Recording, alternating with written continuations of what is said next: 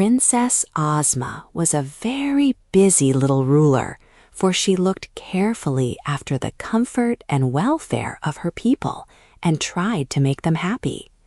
If any quarrels arose, she decided them justly. If anyone needed counsel or advice, she was ready and willing to listen to them. For a day or two after Dorothy and her companions had started on their trip, Ozma was occupied with the affairs of her kingdom.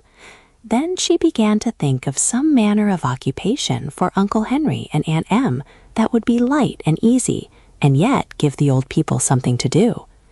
She soon decided to make Uncle Henry the keeper of the jewels, for someone really was needed to count and look after the bins and barrels of emeralds, diamonds, rubies, and other precious stones that were in the royal storehouses.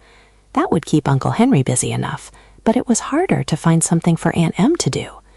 The palace was full of servants, so there was no detail of housework that Aunt Em could look after. While Ozma sat in her pretty room engaged in thought, she happened to glance at her magic picture. This was one of the most important treasures in all the land of Oz. It was a large picture, set in a beautiful gold frame, and it hung in a prominent place upon a wall of Ozma's private room. Usually this picture seemed merely a country scene, but whenever Ozma looked at it and wished to know what any of her friends or acquaintances were doing, the magic of this wonderful picture was straightway disclosed. For the country scene would gradually fade away, and in its place would appear the likeness of the person or persons Ozma might wish to see, surrounded by the actual scenes in which they were then placed. In this way, the princess could view any part of the world she wished and watch the actions of anyone in whom she was interested.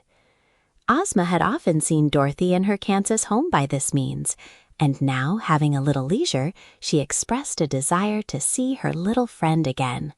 It was while the travelers were at Fuddlecumjig, and Ozma laughed merrily as she watched in the picture her friends trying to match the pieces of Grandmother Jnit. "They seem happy, and they're doubtless having a good time," the girl ruler said to herself, and then she began to think of the many adventures she herself had encountered with Dorothy. The images of her friends now faded from the magic picture, and the old landscape slowly reappeared. Ozma was thinking of the time when, with Dorothy and her army, she marched to the Nome King's underground cavern, beyond the land of Ev, and forced the old monarch to liberate his captives. That was the time when the Scarecrow nearly frightened the Nome King into fits by throwing one of Billina's eggs at him, and Dorothy had captured King Rocat's magic belt and brought it away with her to the land of Oz. The pretty princess smiled at the recollection of this adventure, and then she wondered what had become of the Nome King since then.